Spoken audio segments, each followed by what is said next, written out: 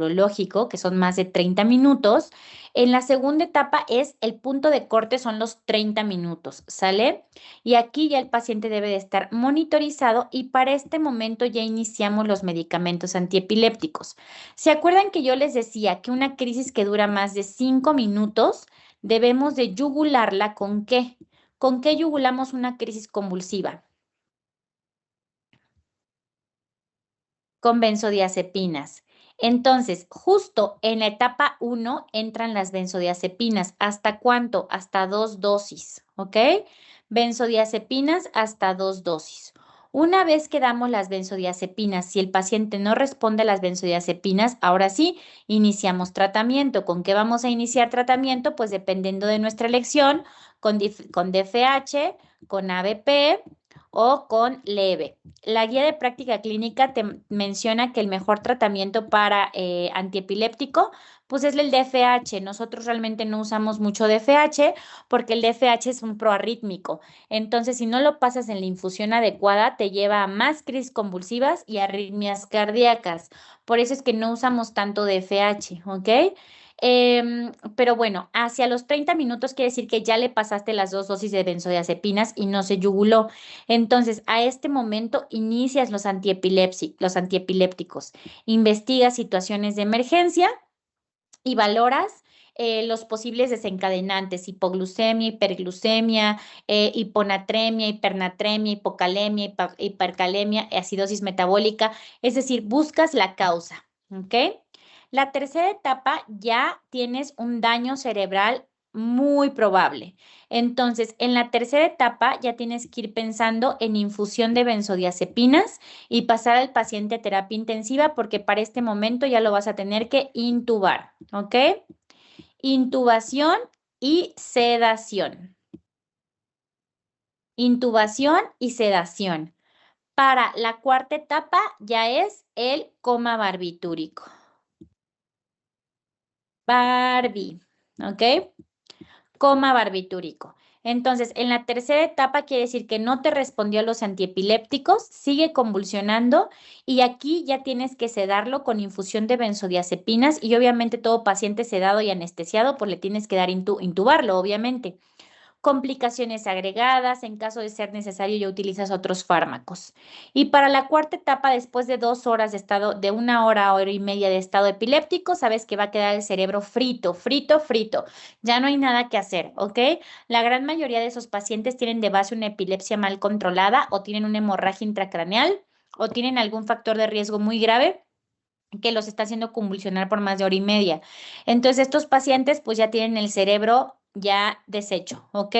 Entonces, pues en estos pacientes aumentamos la dosis de antiepiléptico, metemos a coma barbitúrico y pues nada, no hay mucho más que podamos hacer, no hay nada que podamos hacer.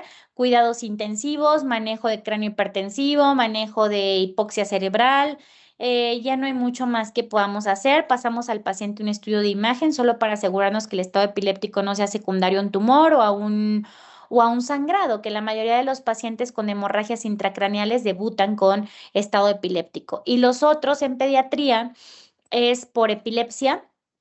La epilepsia a veces te lleva al estado epiléptico y no hay poder humano que te haga sacar de la crisis convulsiva, ¿de acuerdo?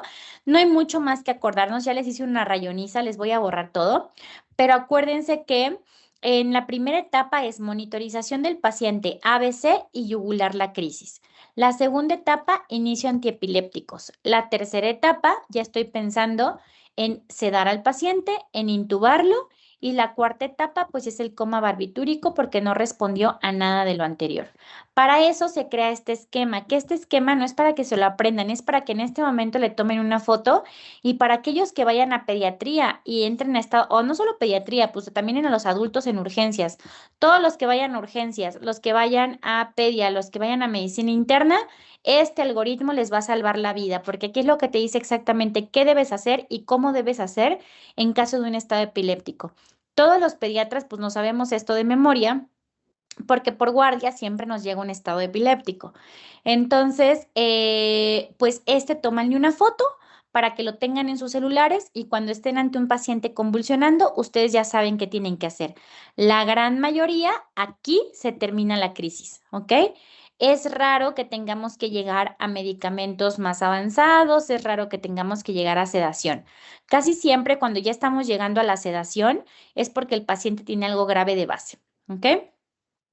Entonces, ya vieron que aquí hasta abajo viene el fenobarbital, pues ya este es el coma barbitúrico, fenobarbital o propofol y ya empiezas con dosis como muy altas de fármacos, ¿ok? No quiero que se aprendan esto, solo quiero que le tomen una fotito para la vida. ¿Sale? Muy bien. Ahora, vamos a dar un recordatorio, nada más confírmenme por el chat si ya vieron urgencias o ya vieron TC. ¿Ya vieron TCE? Eso, muy bien. Pues entonces no tengo mucho que decirles nuevo. El TCE en pediatría es exactamente igual que en el adulto. Los factores de riesgo son los mismos, el tratamiento es el mismo. Lo único que hace un poquito diferente al niño es que el niño no te sabe decir que le duele, el niño no te sabe decir qué le pasó y el Glasgow en bebés cambia un poquito, pero no se tienen que aprender el Glasgow en bebé, tienen que aprenderse el Glasgow normalito, el de las personas adultas, ¿ok? Entonces, en traumatismo craneoencefálico, las lesiones pueden ser extraxiales, intraxiales o pueden ser por daño axonal difuso. ¿Qué es el daño axonal difuso? Un paciente que tiene un traumatismo y por aceleración, desaceleración, los axones se elongan y eso condiciona edema cerebral. El daño cerebral después de un trauma puede llegar a ser por isquemia, por hipoxia, por aumento de la perfusión y súper importante. Todo paciente con una lesión cerebral, sobre todo pediátrico o no pediátrico, es igual, ¿eh? Todo paciente con con traumatismo cerebral puede llegar a tener zonas de lesión que pueden llegar a provocar hemorragias. Y todo el tejido cerebral alrededor de la hemorragia o alrededor de la contusión o del traumatismo va a sufrir edema. Y este edema citogénico puede llegar a condicionar fragilidad de los capilares o de los vasos sanguíneos cerebrales. Entonces, condicionar como hemorragias posteriores o lesiones posteriores. De igual forma, todo tejido cerebral inflamado es susceptible de tener isquemia cerebral. Entonces, pues siempre tenemos que valorar todos estos puntos cuando un paciente tiene un trauma craneoencefálico. Y solamente para recordatorio, acuérdense del Glasgow. Como todo en la vida, me gusta que nos aprendamos las cosas por palabras claves. A ver si se acuerdan. ¿Cuál es la palabra clave de la enterocolitis 1B? La palabra clave de la enterocolitis 1B. ¿No? De la 1B. Eso, sangre macros. La oculta, Carlita, es de la 1A. Eso, sangre visible. ¿Cuál es la palabra clave de la 2A? De la 2A, ¿cuál es la palabra clave? 2A. Eso. Muy bien. La palabra clave de la 3A. 3A.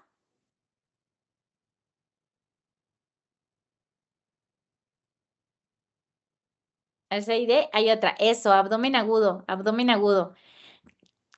3B es neumoperitoneo, Carlitos. 3B es neumoperitoneo. Y ya la 3B, pues ya, perforación y neumoperitoneo. Muy bien. ¿Ya vieron cómo sí se acuerdan de usando palabras claves? No necesitan aprenderse más que palabras claves, ¿ok? La acidosis metabólica es de la 2B. La 3B es neumoperitoneo. ¿Ok? Entonces, vamos a recordar rápidamente Glasgow. Y quiero ponerles el Glasgow normal, el Glasgow de los adultos, porque el Glasgow infantil de los menores de 1 año, pues la verdad es que no me interesa tanto que se lo aprendan. Entonces, como todo de arriba para abajo. Respuesta ocular. 4, espontánea. 3, a la orden del verbal, ¿ok? 2, dolor. 1, nada. Luego nos vamos con la verbal. Siempre me gusta aprenderme después la verbal. La verbal. 5, orientado. 4, confundido. 3, palabras. La 3 siempre se confunden con la 4. Orientado es una conversación así como la nuestra. 4, confundido, o sea, como de que ¿dónde estoy? No sé muy bien, pero pues todavía te puedo contestar.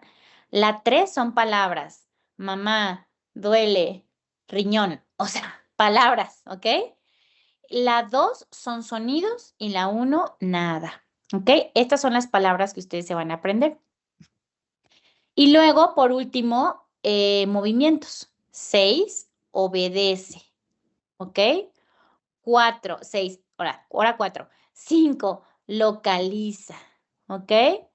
4, defiende, retira. Aquí me gusta más aprenderme la palabra retira. Más que defensa, me gusta aprenderme retira. Retira ante el dolor, ¿ok? Retira. Ay, está muy difícil. Retira. 3, flexión, y esto habla de decorticación, y extensión habla de descerebración, ¿ok? Y 1, pues ninguna. Estas son las palabritas claves que se van a aprender. Entonces, otra vez, en respuesta ocular, la palabra, respuesta ocular es la que siempre se acuerdan, espontáneo, verbal, o sea, abre los ojos, pues abren los ojos, dolor y nada, ¿ok? Estas son las palabritas clave que ustedes se tienen que aprender para Glasgow, ¿ok? Glasgow siempre te piden calcular un Glasgow, entonces son ese tipo de cosas que unos días antes del examen lo van a volver a repasar. Saben que les van a preguntar un Glasgow. Mecanismo de alto riesgo en pediatría y de bajo riesgo. Aquí sí es importante porque en caídas de más de 1.5 metros siempre se considera un mecanismo de alto riesgo que requiere vigilancia hospitalaria, ¿ok?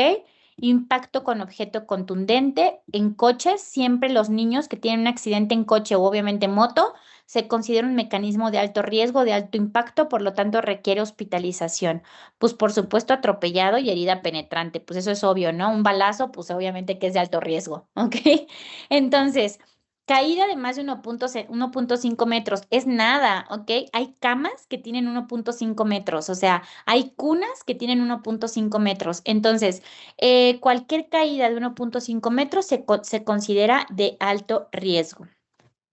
Haciendo un recordatorio rápidamente de los tipos de fracturas, recuerden que tenemos fracturas lineales, fracturas hundidas, y esto es importante porque siempre se los ponen en el ENARM.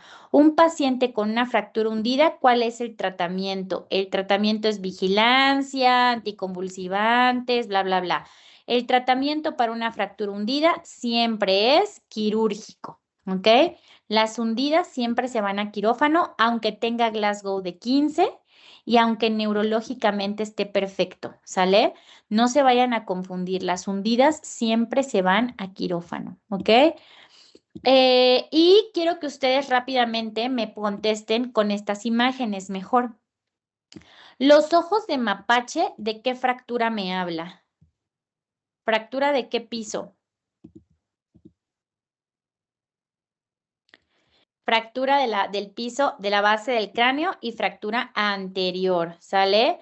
De la base anterior, porque tenemos diferentes segmentos de la base anterior. Luego, battle o signo de batalla.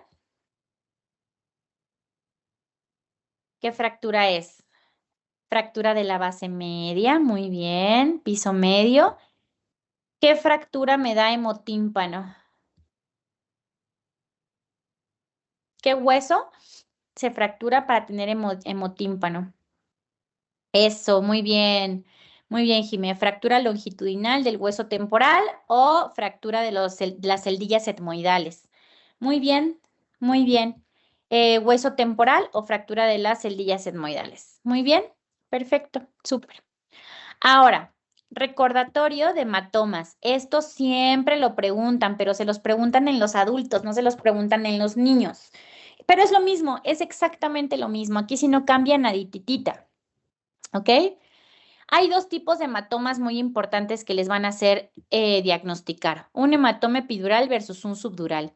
El epidural, acuérdense del epidural, que el epidural siempre, siempre, siempre es arterial, ¿ok? El epidural es arterial.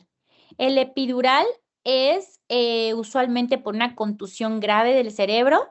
El epidural te lleva rápidamente a la herniación nuncal, ¿ok? ¿Qué significa? Que genera un gran efecto de compresión, un gran efecto de desplazamiento de la línea media y como la sangre es arterial, sangra muy rápido y usualmente son pacientes que tienen un accidente en moto y se mueren del sangrado intracraneal, ya sea masivo o por un hematoma epidural que pues no llega al hospital, ¿ok? Entonces, mucha hipertensión intracraneal que rápidamente te lleva a la herniación nuncal. La herniación nuncal te lleva al paro respiratorio, ¿ok? Entonces, mortalidad, aquí dice que la mortalidad es del 10%, pero con diagnóstico, ¿ok? Sin diagnóstico, la mortalidad es del 100. Te mueres de un epidural, ¿sale? La mortalidad es del 100. Con diagnóstico, pues obviamente que la mortalidad baja bastante. Ahora, el subdural. El subdural es por una ruptura de los lechos venosos corticales y esto puede llegar a ser agudo, subagudo o crónico. Los que más síntomas dan, pues obviamente que son los agudos, cefalea intensa, posterior a un traumatismo, cefalea intensa, dolor, inestabilidad postural, vómitos, datos de hipertensión intracraneal y pues si no lo tratas también tienes un riesgo elevado de muerte, ¿ok? El subagudo y el crónico, pues normalmente el subagudo es entre las 48 y 14 días de evolución y usualmente se manifiesta con cefalea, visión borrosa, fotofobia, algunas alteraciones relacionadas con hipertensión intracraneal, náuseas, vómito, pero con síntomas menos graves, ¿ok? Y el crónico, pues ese es usualmente en los viejitos que no se le da tratamiento alguno, ¿ok? Pero el que nos importa ahorita son los agudos, ¿de acuerdo? Los agudos. El problema con el riesgo de muerte es más alto es porque en los subdurales no te das cuenta inmediatamente. Yo siempre les platico la anécdota, siempre se las platico en los cursos. Hay una disculpita si alguien ya la oyó, pero les platico la anécdota de un bebé, de una niña que llegó a urgencias. Yo estaba en la valoración de urgencias, que hagan de cualquier R2, R2 de pediatría, y yo estaba en la valoración de urgencias y llegó una niña de 7 años, ya ni me acuerdo cuántos, pero sí era chiquita que se había caído de la cama y se pegó en la cabeza. Y pues yo dije X, o sea, ya está grandecita. La niña me decía que se sentía bien, que todo ok, pero traía un semejante chipote. Y yo, bueno, no le veo nada malo, no tiene factores de riesgo, no se cayó de más de 1.5 metros de altura, no fue un mecanismo de alto impacto, no ha vomitado, no ha tenido nada, ¿no? Entonces la mandé a su casa con datos de alarma. A las 12:24 me hablan para decirme por qué dejaste ir un hematoma subdural que es quirúrgico. Y yo, ¿qué? Entonces, pues obviamente ya se imaginarán, ¿no? Pero, pues el problema de los subdurales es que no los ves rápidamente. El problema de los subdurales es que aparecen en las horas posteriores al trauma. Entonces, por eso es que cuando algo te genera duda o tienes la más mínima duda de un mecanismo de trauma, lo mejor es dejarlo hospitalizados de 4 a 6 horas y posteriormente, si no presentan ningún síntoma, ok, los puedes dejar ir a su casa. Pregúntenme cuándo volvió a dejar ir a su casa un traumatismo, ¿ok? Nunca. Entonces, Em, obviamente, si la mamá la ve súper confiable y todo está bien, ok, le das datos de alarma escritos, la mamá te tiene que firmar los datos de alarma y si presenta datos de alarma, pues inmediatamente acudir a un servicio de urgencias. Algo importante que ustedes tienen que saber de los hematomas es reconocerlos por imagen. Las imágenes convexas son de hematomas epidurales. Esta no me gusta tanto porque este es un intraparenquimatoso, no es un epidural. Las imágenes cóncavas o en media Antes del efecto del... luna son de los subdurales. Entonces aquí vemos un subdural subagudo, un subdural agudo y un higroma, que nos Antes del habla efecto... de un subdural ya crónico. ¿Ok? Em,